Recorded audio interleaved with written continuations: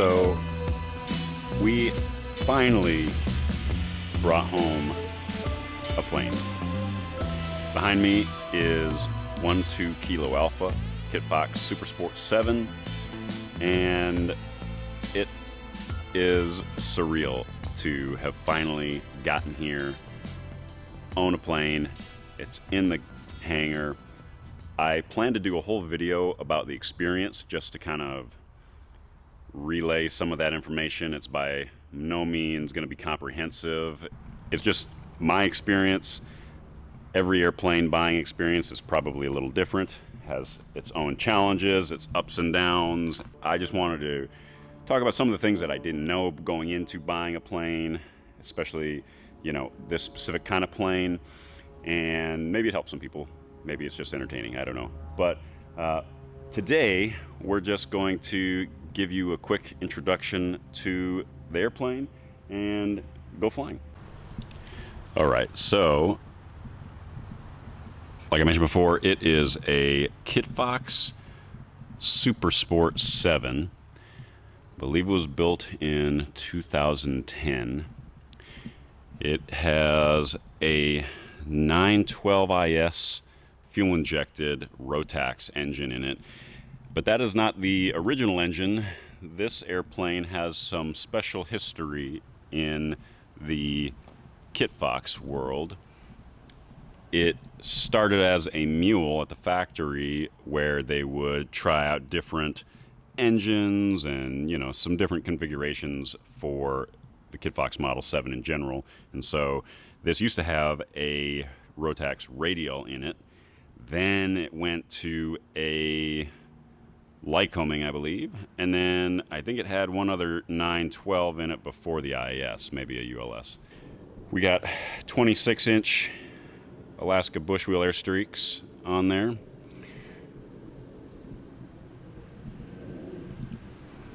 I want to upgrade the pitot tube to an angle of attack pitot tube.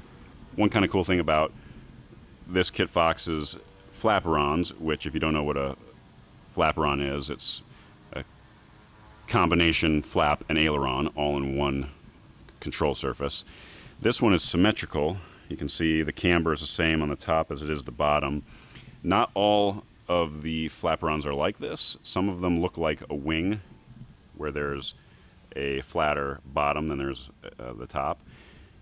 And the advantage of this type of Flaperon is that it's a little more snappy, a little more responsive in both directions, because, you know, your ailerons go up and down, and the added lift helps in both directions, so it makes them a little bit snappier.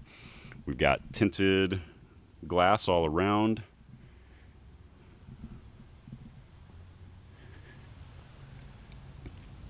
T3 tail wheel. Aero LEDs for the position lights and the landing lights and the wigwags. So we've got an advanced 5600 panel in here with a Garmin, an older Garmin unit, and radio. And then we've got a Garmin transponder. I do plan to update some of these things down the line. All right, iPad holder here.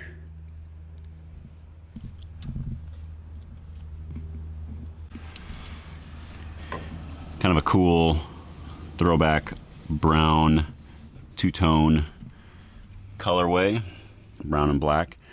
And this is the baggage compartment extended.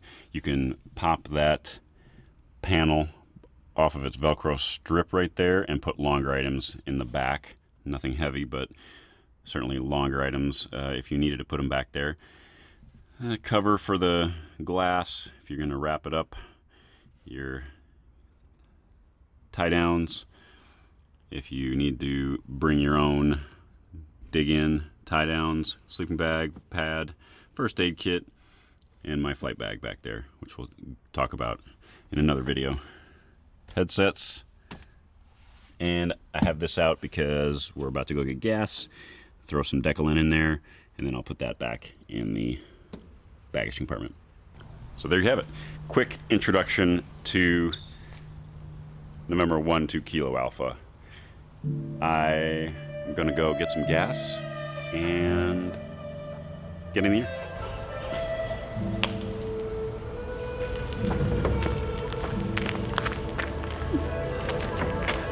Kitfox 1-2 Kilo Alpha is taking 351. Hold there.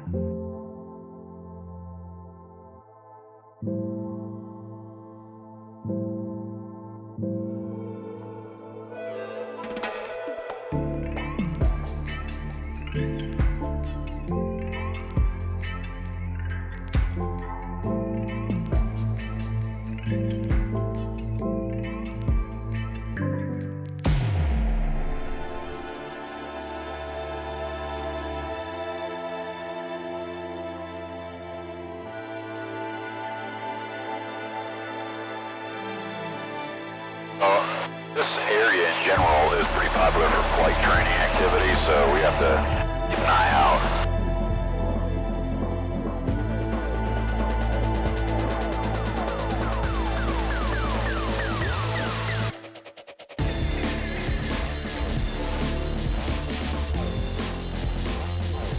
Start getting used to the coordination on the plane. It's still a little bit new to me. There's another guy down below us. So what was awesome about picking this airplane up was, first and foremost, I was fortunate enough to buy this plane from the factory endorsed flight school, stick and rudder, and you just can't get a better situation than buying the plane from the experts that teach the specific airframe, and you get a little specific training in your airplane. Yeah, it's an ideal situation. So then I also happened to be there in Idaho on the exact weekend the kitfox factory was having their fly-in. And it only happens every 2 years at this point. So imagine the timing. It takes 6 months to line up this sale. Because that's just airplane buying. And having it all come together for delivery or pickup in my case when the kitfox flying is happening. So I went to that. I flew this thing down there. And it was just such a cool way to enter the community of kitfox owners and pilots. And then, the morning of the second day of the fly-in, there was a fly-out, which is basically like the equivalent of a biker gang, only with kitfoxes in the air.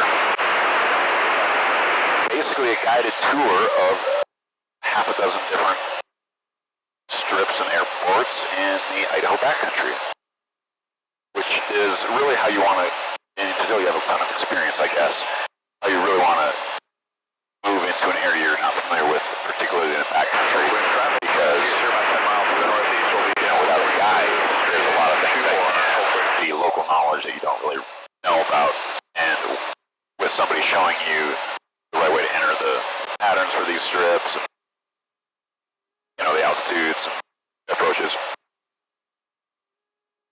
it's just much easier and much safer. And all the strips that we went to were all very benign in the sense of, slopes and widths and lengths, and, they're basically just fairly manicured, flat, either dirt or grass strips. So, we got to go do that, and then, I think my favorite of all of the strips that we went to was Johnson Creek. You've seen it in a lot of videos. It's just this massive grass strip. Planes line up on either side of it, camp under the wing. It's big enough for even general aviation airplanes that aren't like backcountry planes. For example, I saw a Beechcraft and a Piper Arrow, Beechcraft Bonanza and a Piper Arrow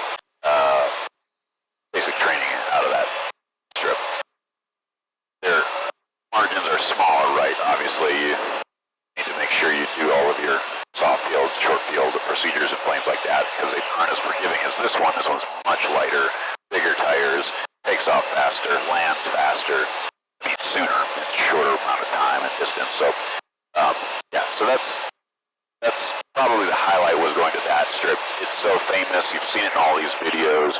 It's beautiful. It's rightly so famous because it's just beautiful terrain and territory. And then we headed back to Homedale and hung out some more with the factory folks and all the other kitfox drivers and builders, and got to see cool presentations from the likes of Carmen and ask more questions of the experts. And then the final day, Sunday, of course, we bugged out and headed home, turned the nose west, and it took about 3 hours. Super cool. Super cool. Man, I love the visibility out of the kitfox. It is like just the ultimate plane to see everything around you. It's just beautiful out of here.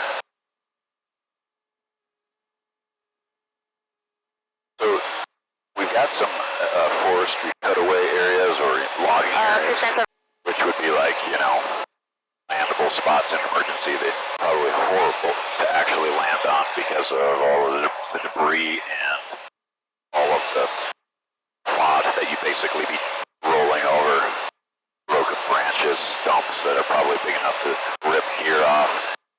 Not ideal, but more ideal than all of these densely packed trees below us. So some of the things that you think about constantly when you're flying over beautiful but inhospitable terrain.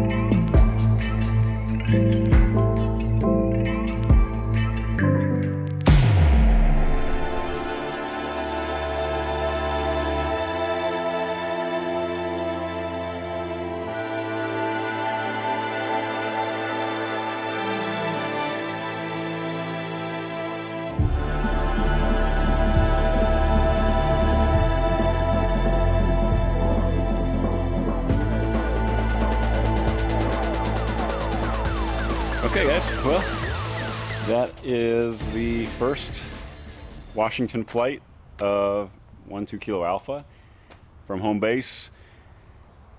Lots more in store, but I'm just gonna be getting used to the plane some more and the filming workflow and all that. But if you guys have questions, definitely leave them in the comments below and I will get to those questions as fast as I can. But until the next flight, I'll see you later.